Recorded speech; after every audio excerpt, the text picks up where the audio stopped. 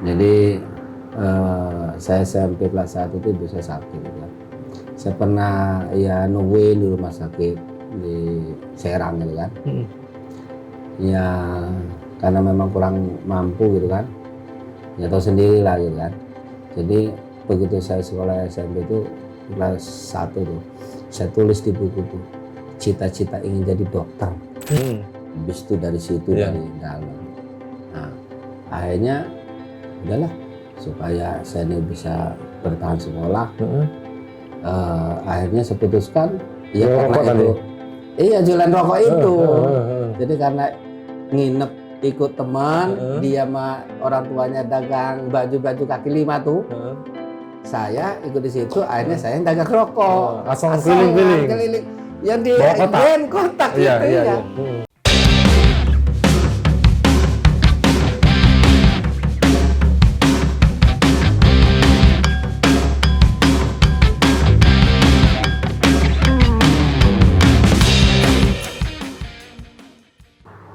Halo Tribuners, jumpa lagi dengan saya Wawan Perdana. Kali ini dalam program Parlementer Corner. Hari ini saya bersama tamu yang sangat spesial, Ketua Fraksi Partai Amanat Nasional DPRD Provinsi Banten. Ya. Kang atau Pak ini? Kang aja, lebih besar. Kang Ishak Siddiq SE, luar biasa ini. Ini SEMM. Mantap. MM itu mantap sekali. Mantap. Apa kabar Kang? Alhamdulillah sehat walafiat. Tribuners, kita akan ngobrol banyak bagaimana kisah perjalanan Kang Ishak atau Kang Ishak. Ishak ya, Iya, disapa biasa disapa ya. Iya. Kadang-kadang ada nama kecil gitu. Kita akan ngobrol banyak tentang bagaimana perjalanan Kang Ishak sampai di posisi saat ini. Tentu semua itu tidak mudah, akan ada cerita yang menginspirasi bagi kita semua, bisa kita petik pelajarannya. Ini periode kedua ya Kang ya? Saya di provinsi periode ketiga. Ketiga. Tapi kalau dihitung dari kabupaten, ini adalah periode yang keempat. Menjadi wakil rakyat. Jadi Luar wakil biasa. rakyat. Malu sebenarnya kalau ditanya berapa periodenya. Ya artinya kan pengalaman itu sangat berguna untuk masyarakat Banten gitu kan. Kang Ishak saat ini menempati Komisi 4 bidang infrastruktur pembangunan seperti itu.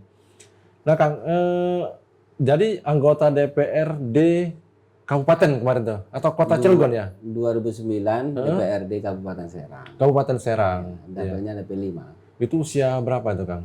Saya usia di 33 atau 34 lah gitu ya. Termasuk muda masih itu muda ya? Iya. Badan juga masih ya. Iya. Masih begini lah.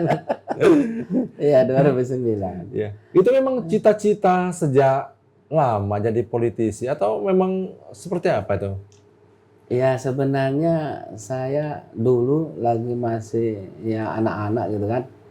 Nggak pernah berpikir kalau saya jadi anggota dewan. Karena saya hidup di ya kampung lah ya, di desa Pulau Ampel itu kan. Kalau dulu saya masih anak-anak tuh ya dari tahun 80-an ya, saya lahir 73 ya. 73. Ya rasa-rasanya kendaraan juga masih jarang, nggak ada kali ya.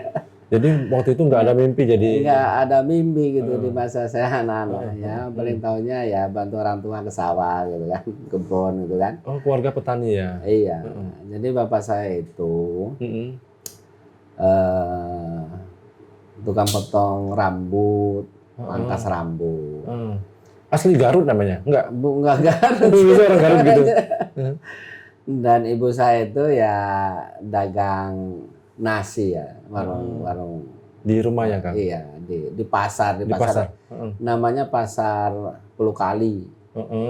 Pasar Pulau Kali itu dulu ya sepi, listrik juga belum ada gitu kan. Sangat sepi, mobil juga ya hampir nggak ada lah ya dulu itu. Jadi ya masa kecil saya di situ. Jadi waktu kemarin juga reses, saya kumpulkan masih banyak orang-orang tua yang dulu gitu kan, yang masih jadi saksi hidup gitu kan. Saya reses sana ngumpulkan saudara-saudara terus terang saja memang saya juga terharu gitu ya. Sampai saya juga nggak bisa ngomong apa-apa lah sambil berkaca-kaca gitu ya. Ya artinya kenapa itu saya tempatkan di rumah sekalipun memang ya rumah itu tidak bagus di pasar gitu kan. Saya ingin mengingat di masa-masa anak-anak dulu gitu kan. Jadi ya itu, jadi saya nggak berpikir dulu ya. Saya sekolah di SMP Bojonegara. Jadi sekolah SMP itu ya dulu karena memang nggak ada kendaraan, ya orang tua belikan sepeda, ya setiap habis sholat subuh kita berangkat ke Bojonegara untuk sekolah. Jauh ya Kang? Jauh lah, ada mungkin 7 kilo kali. 7 kilo waktu itu ya. Bersepeda habis sholat subuh gitu, sepeda Sama saudara, ya, sama teman-teman. sama teman-teman juga gitu, rombongan sekolah sampai sini. Dan juga ya singkat cerita sampai selesai lah ya. Terus juga SMA? SMA di Cilegon. Di Cilegon. Saya masuk di SMA 1 Cilegon. Kebetulan kalau dulu mah kan seleksinya NIM ya. Iya, NIM. Seleksi NIM itu dulu mah murni lah ya, nggak ada orang tua yang kasak kusuk. Nggak didongkrak nilainya ya? Nggak ada dongkrak, murni itu kan. Jadi seleksi NIM, kasih tahu bahwa diterima, ya sudah masuk kayak gitu. Jadi SMA. waktu itu ngekos ngontrak atau dari rumah Ya, berangkat setiap hari? Kalau SMA Cilegon itu saya diajak orang tua dititipkan ke saudara di Cilegon. Saudara orang tua? Iya, saudara orang tua. Jadi ngebantu di situ di saudara sampai saya selesai sekolah SMA. Dan juga saya pernah juga sekolah SMA tuh sambil dagang rokok. Kenapa? Asongan gitu tuh. Memang mau untuk tambahan biaya pendidikan Ya, atau uang jajan, nambah uang jajan? Waktu itu sebenarnya saya nggak langsung SMA sih dulu. Jadi saya lulus SMP itu sempat juga tes di SPK dulu. SPK dulu di sini di belakang rumah apa? sakit. Sekolah? Sekolah perawat kesehatan. Sekolah pendidikan kesehatan. Orang tua pengen kita jadi? Iya, soalnya saya dulu lagi SMP itu ibu saya sakit. Saya ya kelas 1 SMP itu ya. Sakit lama gitu ya. Karena memang kesehariannya saya ini anak keempat. Dari 6 bersaudara. 6 bersaudara. Jadi bekas dari dulu kali ya. Masak nasi itu ya dari jam 3, jam 4 gitu. Jadi mungkin kesehatannya enggak gitu kan. Jadi saya sekolah SMP itu dulu saya tulis di buku karena ibu saya itu dirawat kan di rumah sakit itu dulu tahun nanti ya lulus SMP itu saya 89. Jadi saya SMP kelas 1 itu ibu saya sakit gitu kan. Saya pernah ya nungguin di rumah sakit di Serang gitu kan. Ya karena memang kurang mampu gitu kan, ya tahu sendiri lah gitu kan. Jadi begitu saya sekolah SMP itu di kelas 1 tuh, saya tulis di buku tuh, cita-cita ingin jadi dokter. Karena lihat ingin mengobati karena ibu. Iya karena merasa pengen saya juga berbuat baik sama orang lah gitu ya. Kalau saya jadi dokter saya bisa bantu orang banyak, bantu orang yang sakit, bayar mampu yang tidak mampu. Yeah. Sampai saya tulis di buku. Jadi pernah dibaca juga sama gurunya gitu. Ini cita-cita yang bagus nih katanya. Dan saya sempat juga sekolah SMP itu ikut sama guru. Tinggal di rumah guru? Iya, jadi untuk guru, belajar? Waktu SMP itu banyak kan guru dari Bandung. Oh jauh-jauh ya, jadi mereka tinggal di asrama ya? Karena masih Jawa Barat kan?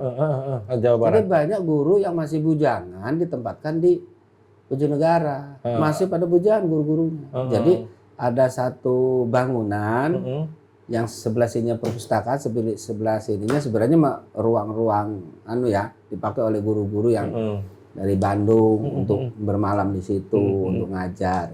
Saya kebetulan karena memang kelihatannya kayaknya saya tuh dilihatnya capek kalau bolak-balik. Naik sepeda tadi ya? Iya, diajak sama guru tuh. Udah, deh katanya ikut aja sama bapak di sini gitu. Jadi saya ikut di situ sama guru. Iya. Jadi ya saya masak gitu kan. Apa ikut bantuin ngoreksi nilai teman-teman? Ya kalau ada juga gitu kan, habis ulangan itu intip itu mana sih anak itu. Jadi gitu. Jadi pernah cita-cita mau jadi dokter. Jadi akhirnya pada waktu ada SPK saya alhamdulillah lolos tuh. Lolos SPK. Lolos SPK. Tetapi Waktu itu di Serang SPK itu. Di Serang. Milik Pemda. Oh, milik Pemda. Nah itu selesai dari situ udah pasti ditarik jadi pegawai di rumah sakit. Iya, PNS hanya magang berapa bulan gitu langsung. Karena teman-teman saya juga banyak yang. Dan itu waktu itu saya diminta untuk tinggal di asrama. Asrama itu dulu katanya bayar sekolah, bayar asrama 60.000. Zaman itu. Karena itu besar ya tahun 8 besar 89 itu ya. Wong ibu saya sudah meninggal. Ibu saya meninggal itu di saat saya SMP naik kelas 2. Jadi begitu ibu saya meninggal itu udah naik kelas 2 tuh saya tuh ya akhirnya ikut sama guru-guru SMP itu. Gitu, ikut di situ. Ya berbaur lah. Jadi karena berat biaya tadi lebih pilih ke SMA. Iya, jadi nggak diambil jadi. Jadi gini. Pada saat masuk itu dibebankan biaya 350.000. Bayar masuknya, bayar bulanannya 60.000. Bayar masuknya bisa tuh. Saya jual sawah 3 kotak rasanya orang tua tuh. Supaya belum dijual tadi, belum dijual tadi. Dijual. Sudah dijual. Iya dulu 2 kotak apa 3 kotak lah gitu kan. Demi anaknya sekolah coba orang tua dulu tuh. Dijual lah dulu punya sawah itu ya sama orang tua. Bisa lah bayar untuk melunasi awal tuh kan. Tapi waktu itu saya pikir-pikir tuh bukan hanya bayar awal doang kan. Iya. Tapi juga bayar bulanannya ya. Akhirnya saya tuh pulang ngobrol sama orang tua, panggilnya Mambul lah ya. Itu saya bilang bayar bulanannya 60.000 per bulan. Itu sudah masuk di sekolah, bayar sekolah sama bayar asramanya dan segala gitu. Ya saya ngitung-ngitung, bapak saya tukang potong rambut kayaknya nggak dapet tuh 60.000 sebulan.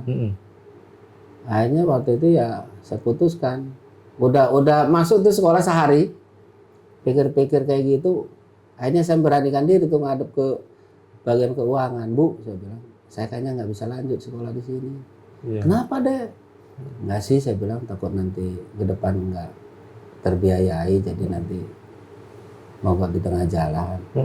Masa sampai begitu? Iyalah, saya mau lanjutkan di SMA aja. Kebetulan di SMA 1 di Cilegon juga diterima gitu kan. Surat panggilannya lulusnya masih ada gitu.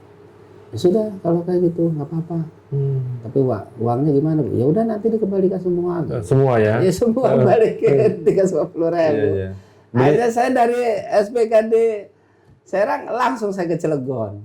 Jadi di Cilegon udah penataran P4 tuh lagi. Sempat kecewa nggak waktu melihat kondisi kenyataan yang kita hadapi kemarin, Kang? Iya, nggak juga sih. Ya? Gitu. Akhirnya waktu itu realistis aja berpikir. Realistis aja saya pikir gitu kan. Padahal harusnya masih anak-anak tuh ya. Kalau lulus SMP sudah pikir kayak begitu kan. Itu artinya mengukur kemampuan orang tua dengan keinginan saya itu ya harus disinkronkan gitu. Sebenarnya anak-anak umur segitu udah tanggap gitu ya. Sekarang tuh cukup dewasa juga saya waktu itu ya gitu. Panjang sudah pikirannya. Iya, panjang pikirannya. Takut nggak lanjut kan repot juga gitu. Ini nggak di sawah sudah 2 kotak. Sudah kota ya kan, sana enggak. Akhirnya ya saya putuskan ke Cilegon. Dah, saya ke Cilegon. Saya langsung bayar. Dulu juga bayar uang pangkal, 100.000 rasanya. Belum gratis seperti program sekarang ya? Masih ada SPP juga. Per bulannya? Iya, waktu itu. Iya. Jadi saya tuh pindah ke Cilegon, saya bayarkan 120.000 rasanya itu uang pangkalnya. Jadi saya masih kantong itu. Uang dari 300.000 tadi? 350.000 itu masih kantong gitu kan. Akhirnya saya tinggal sama teman rasanya. Daftar sana, terus diterima, langsung penataran P4 dulu adalah P4. Nah, waktu itu ketemu teman tuh, yang orang tuanya pedagang kaki lima. Kan dulu di Cilegon itu pedagang kaki lima itu ada di Masjid Agung Cilegon. Dulu pasar itu. Sudah ramai tapi Cilegon dulu kan? Ya masih, ya lumayan lah ya di tahun itu lumayan. Sudah. Lalu lintas mobil, habis itu dari situ dari dalam. Nah akhirnya udahlah supaya saya ini bisa bertahan sekolah. Akhirnya saya putuskan, ya karena itu, iya jualan rokok itu. Jadi karena nginep ikut teman, dia sama orang tuanya dagang baju-baju kaki lima tuh. Saya ikut di situ, akhirnya saya yang dagang rokok. Asal keliling-keliling. Yang di Grand Kotak itu ya. Di John In namanya dulu. Di John In sering makan karena mobil dari Merak itu pasti mampir di John In. Itu pasarnya, pasar malamnya ya di Masjid Agung itu. Di sebelah sininya tuh dulu pasar. Jadi situ. Dah ke situ. Terus rasanya saya pernah ada dipanggil juga di sekolah tuh. Saya kaget tuh ya, sekolah. Dek, ya sini. Guru agama. Ingat aja namanya Pak Fatur Rahman masih bujangan. Saya disuruh ke ruangannya kan. Saya ngelihat katanya kamu tuh dagang rokok ya. Iya Pak, kata saya. Emang kenapa Pak? Enggak sih katanya gitu, enggak apa-apa. Tapi kalau ada tergolong orang yang tidak mampu katanya, ada sih beasiswa. Oh, ada beasiswa. Buatkan aja surat keterangan tidak mampu dari desa. Biar di sini nggak ada bayaran SPP. Akhirnya besoknya iya tuh saya pulang. Saya urus sendiri. Surat itu. Saya urus juga surat tuh. Surat tidak mampu bayar. Karena bulanannya kan ada dulu 5.000 ya. 5.000-an gitu kan. Akhirnya saya urus tuh ke desa. Dibuatkan lah gitu kan. Saya bawa ke sekolah. Saya sampaikan. Ya udah memang ya setiap tahun hanya bikin itu lagi nggak bayaran sampai saya selesai sekolah. Jadi nggak lagi jual rokok jadi? Jualan rokok memang masih tetap, karena itu mah untuk saya bisa hidup sehari-hari ya. Sehari-hari bisa hidup. Ini kayaknya kalau ngobrol ini panjang sih. Iya. Jadi itu. Jadi waktu itu juga saya kelas 1 kan, SMA. Ya udahlah gitu kan. Kelas 2 itu dulu mah boleh memilih tuh. Berbasisnya nilai. Mau ke fisika, mau ke biologi, mau ke sosial. Dan saya itu udah berpikir sekalipun masih kelas 1. Kalau saya ambil fisika, kalaupun saya nggak lanjut kuliah, saya bisa ngelamar di pabrik kimia. Saya udah pikir begitu tuh. Sudah pinggir. Sama dari sini mau ngapain gitu sudah. Iya. Jadi 2 tahun yang akan datang saya udah mikir itu. Gitu. Jadi kalau saya masuk ke fisika, kan biasanya pabrik kimia itu persyaratannya IPA, paling nggak biologi gitu kan. Dan zaman karena itu tamat SMA sudah keren waktu itu kan Iya sudah keren lah gitu kan. Dulu SMA cuma ada 1 di Cilegon, di Serang juga rasanya ada 2 apa 1 itu ya. Itu bersaing ketat sekali. Saya merasa bangga waktu itu bisa sekolah SMA 1 Cilegon. Jadi masuk fisika? Masuk fisika.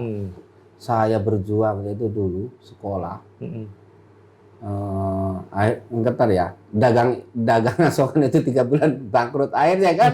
Namanya buat makan segala macam kan. Campur aduk modal sama untung. Campur aduk pokoknya. Jadi saya lapor ke orang tua, duitnya habis buat makan gitu kan. Ya keuntungannya nggak seberapa, namanya jualan rokok keceran. Itu saya kadang-kadang naik mobil bis, jajain muter kayak gitu kan. Taulah berdagang asongan kan. Terus juga pernah sampai ke bawah sama mobil jauh gitu kan. Lupa turun. Saya kan cerita adalah akhirnya habis saya dibawa ke tempat saudara yang ada di Jombang, ikut di situ. Jadi ya ikutlah sama saudara, bantu segala macam lah urusan rumah tangga, urusan rumah gitu. Yang penting saya bisa sekolah gitu. Tapi saya tuh nggak pernah patah semangat. Jadi kalau surat mah waktu saya masih dagang rokok itu kan, saya urus surat tidak bayar mah gitu kan. Ya berlanjut aja sampai selesai. Terus saya tuh ya itu pikirnya bagaimana supaya saya selesai sekolah ini cari kerja nggak susah. Ya satu-satunya harus IPA. Jadi bisa ngelamar ke pabrik-pabrik kimia karena Cilegon itu lagi rame pabrik kimia waktu itu. Ada Penny, ada Mitsubishi, pokoknya lagi banyak lagi kan. Gitu. Lagi booming-boomingnya pabrik kimia. Makanya saya belajar dulu tuh ya, saking pengen masuk fisika IPA-nya tuh. Dari jam 9 nggak ketahuan sampai tarhim. Nyoba apa? Rumus-rumus itu. Belajar kimia itu. Kita kan ada beberapa soal kita kerjain, terus kita kembalikan lagi ke rumus awal. Kalau kita kembalikan lagi, berarti benar. Gitu. Terus ya. Sampai sebegitunya tuh. Supaya ya, karena memang dulu mah berat sekali persaingannya. Bayangkan aja, ya paling kelas fisika itu terima satu kelas. Kalau dulu itu kelas 1 itu ada 8 atau 9 kelas lah gitu. Itu betul-betul disaring gitu. Ada 2 kelas lah fisika itu. Jadi harus benar-benar bersaing. Ya itu belajar kimia, fisika terus. Tapi alhamdulillah gitu. Hanya selesai sekolah. Dan saat itu terus saya ngelamar, bener ya, ngelamar di pabrik kimia. Ngelamar pabrik kimia itu saya pernah sekali 2 tahun, terus saya pindah. Gitu. Jadi memang begitu ngelamar di pabriknya, ya yang diteskan itu ya kimia, fisika, matematika. Saya pernah waktu itu, ya hasil tesnya 100% benar. Betul semua. Iya benar semua. Itu manajernya itu dari Jogja rasanya, dari insinyur kan. Kaget dia, Dek, ini kamu orang mana? Orang sini Pak. Ya benar pabriknya ada di Pulau Ampel. Kamu orang mana? Orang sini Pak. Orang sini kok pinter ya? Saya bilang emang kenapa gitu Pak? Saya nggak kaget. Enggak, hasil tesnya kok benar semua katanya gitu dia. Iya. Lah memang saya bilang orang sini juga sama Pak, kalau sekolah pinter lah, saya bilang gitu kan. Alhamdulillah ya selesainya itu ya saya sambil kerja ya sekolah, kuliah, Untir Pak. Sambil kerja sambil kuliah gitu? Iya sambil kuliah. Terus tiba-tiba masuk ke politik nih gimana itu ceritanya? Nah saya itu hijrah sebenarnya dari Pulau Ampel ke Keramat. Karena saya tuh udah punya keluarga. Setelah berkeluarga ya? Iya, keluarga. Dan sebenarnya di saat kuliah saya udah keluarga juga, udah kerja. Terus juga saya kerja itu ya sambil kuliah, menikah gitu kan. Hijrah lah ke Keramat Watu supaya agak dekat lah sebenarnya. Kalau kuliah di Cilegon itu muter ke sananya kan jauh, Keramat kan dekat, mau kerja ke wilayah dekat. Akhirnya ya ikut partai. Tahun 2002 lah ya, 2001, 2002. Jadi saya hijrah itu 98, zamannya krisis. Kata orang tua mah, udah sih zamannya susah katanya. Ngapain jauh-jauh? Ngalah sebenarnya pengen mandiri, pengen hijrah gitu. Ya akhirnya ya saya coba bergaul. Ada dorongan teman, diajak teman atau gimana? Enggak sih, sebenarnya waktu tahun 98 kan zaman reformasi. Yang kebetulan ya memang tokoh idola di saat itu kan Pak Amin Rais kan. Pak Amin Rais kan tokoh idola. Kan hanya terlahir 8 kan. Dari para pendirinya yang Pak Amin Rais dan lain-lain. Nah saya tuh oke nih sebenarnya, namanya saya mahasiswa kan. Idealis kan. Udahlah oke kita gabunglah dengan partai yang Amin. Seperti itu kan. Ya. Masuklah. Jadi ikut itu kan, jadi pengurus ranting, sosialisasi di masyarakat segala gitu kan. Ya akhirnya saya itu di 2004 dicalonkan juga, nyalon lah gitu. Nyalon ngebantu sebenarnya, nyalon bukan pengen jadi karena ya usia saya juga masih muda gitu kan. Cuman tergolong saya itu nikah muda. Barengan dengan kuliah gitu kan. Jadi ya akhirnya nyalon, bantu suara supaya terangkat gitu. Kebetulan akhirnya kurang beruntung kali ya yang nomor 1-nya, karena saya kan nomor 5 atau nomor 4 gitu kan lah. Malah kita yang jadi? Enggak, belum jadi. Belum saat itu 2004 itu.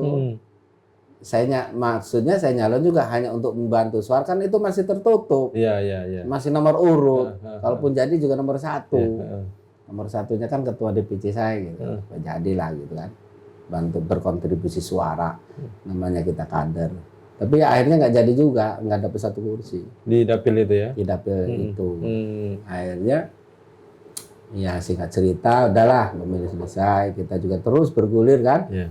Partai, kuliah juga sudah selesai, saya juga ya udah usaha gitu kan. Saya memulai usaha itu ya 2002 juga. Jadi udah setahun 2000 itu saya udah nggak kerja. Keluar ya. Keluar. Jadi saya udah merintis usaha di tahun 2002. Gitu. Jadi dengan merintis usaha saya waktunya leluasa gitu ya. Ya berpartai dan usaha. Nah akhirnya ya persiapan 2009 saya nyalon, itu benar-benar nyalon itu. Sekalipun saya nomor urutnya nggak pertama, nomor urut kedua gitu kan. Tapi kan saat Lebih itu suara terbanyak. Iya. Oh, lebih aktif Suara lagi. terbanyak pertama kali itu 2009. Suara terbanyak. Proporsional terbuka Iya, ya. 2009. Itu pertama kali. Ya itu saya akhirnya ya terpilih anggota dewan itu 2009. Gitu. Kang, mimpi jadi dokter bisa bantu banyak orang nggak kecapai. Nah, di DPRD ini artinya kan lebih banyak lagi orang bisa tercapai. Seperti apa memaknai anggota dewan itu kan? Jadi ya ternyata ya cita-cita nggak jadi dokter pengen bantu orang, saya akhirnya jadi anggota dewan. Ternyata banyak juga bantu orang. Melalui kebijakan-kebijakan kita gitu. Kebijakan-kebijakan pribadi juga iya gitu kan. Kalau anggota dewan kan harus serba bisa menolong. Orang anaknya mungkin nggak kebayar apa buat sekolah, kita bantu. Ada yang mungkin lagi kurang sehat, orang tuanya ataupun juga orang tuanya meninggal, yang kita tengokin kan ya. Terus begitu. Jadi memang saya tuh natural aja gitu ya. Terus begitu. Akhirnya banyak dikenal masyarakat, orang banyak simpati dan sebagainya. Akhirnya ya menjadikan anggota dewan saya jadi langgeng gitu. Dapilnya nggak berubah-ubah, Kang? Dapilnya ya dapil, kalau dapil kabupaten DPR Kabupaten Serang kan hanya 5 kecamatan. Kalau saya 2004 nyalon ke provinsi, dapilnya Kabupaten Serang 29 kecamatan. Tapi kan karena saya juga di partainya aktif gitu kan, ya saya juga punya jaringan-jaringan, punya susun. Jadi 2 periode saya dapilnya dapil Kabupaten Serang 29 kecamatan. Jadi saya sudah jelajahi semua Kabupaten Serang itu. Sudah tahu jadi. Udah tahu semua. Apa yang perlu dibenahi di sini. Apa yang dibenahi, apa yang ini kayak gitu. Tapi ya alhamdulillah sih. Jadi saya Kabupaten Serang tuh banyak mendorong para usaha kecil gitu kan. Jadi kan itu sukanya tuh bisa bantu banyak orang. Dukanya apa sih kan anggota dewan? Nggak ada waktu dengan keluarga atau gimana gitu kan? Iya memang waktu itu banyak tersita ya. Iya. Ini selagi kita nggak bertugas di rumah, ya ada aja orang bertamu. Kadang kita ngobrol sampai larut malam. Kadang-kadang di hari Minggu juga kadang-kadang ya ada juga banyak undangan dan sebagainya. Ya harus kita layani. Memang itu menjadi resikonya. Direpotkan dengan masyarakat, ya itu sudah menjadi risiko karena kita juga pada saat pemilu merepotkan ke masyarakat supaya memilih kita. Kayak gitu. Jadi sekarang masih suka hitung-hitung gitu, baca-baca rumus gitu kan sudah jadi anggota dewan ya. Iya. Apa waktu luangnya tuh biasanya diisi apa sih gitu? Saya sih kadang-kadang ya kalau sekarang gitu ya baca-baca buku tentang ini sih apa pendalaman agama gitu. Sekarang kayaknya saya udah di usia di atas 50-an. Ya harus membuka lagi lah lembaran-lembaran lama tentang ya makna hidup, tujuan hidup gitu kan. Jadi kita nggak sebatas urusan di dunia, bahwa di akhirat juga kita kelak akan menjadi pertanggungjawaban yang mutlak, yang besar gitu kan. Lah ya kan saya sudah 4 periode jadi anggota dewan, merasakan ini dan itu dan sebagainya. Kan di usia-usia kayak begini juga saya harus berpikir tabungan saya di akhirat apa ya gitu kan. Ya sekalipun memang kita nggak perlu nginget-inget lah ya amal-amal ibadah kita gitu kan. Tapi paling tidak itu menjadi motivasi kita untuk selalu beramal, berbuat baik. Di politik masih ada nggak obsesi yang ingin digapai gitu Kang? Atau sudah cukup puas sampai Saya sebenarnya level ya ini? sebenarnya saya di politik itu mengalir aja sih dari dulu. Saya menjalani anggota dewan dari 2009 itu ya mengalir gitu kan. Begitu mau pemilu lah ya kita panggil teman-teman yang biasa kita kunjungi, biasa kita silaturahmi. Dan ya alhamdulillah gitu. Dan setelah ini pun juga saya ngalir lagi apakah nanti kemana dan seperti apa ya bagaimana petunjuk para pemegang kebijakan di partai gitu. Nah, misalkan udah mau nyalon provinsi lagi ya terima gitu kan, namanya kita kader kan, untuk membesarkan partai seperti itu. Luar biasa. Itu Tribuners sangat banyak pengalaman yang bisa kita petik bagaimana untuk pada posisi saat ini Kang Ishak ini sudah dari kecil ya boleh dikatakan mandi berkeringat sudah ini. Jadi semua tidak instan, itu butuh proses yang mengajarkan dan keputusan yang tepat dalam setiap periode. Saya lihat tadi beberapa keputusan yang diambil tepat, mulai dari mundur dari sekolah keperawatan, memutuskan untuk fisika, berusaha meninggalkan pekerjaan gitu kan untuk fokus di. Artinya semua itu bisa menjadi pelajaran lah bagi kita semua. Mungkin ada yang pengen meniru, mengadopsi atau seperti itu kurang lebih gitu. Tribuners, demikian kita jumpa di tema berikutnya dalam program Parliamentary Corner. Terima kasih.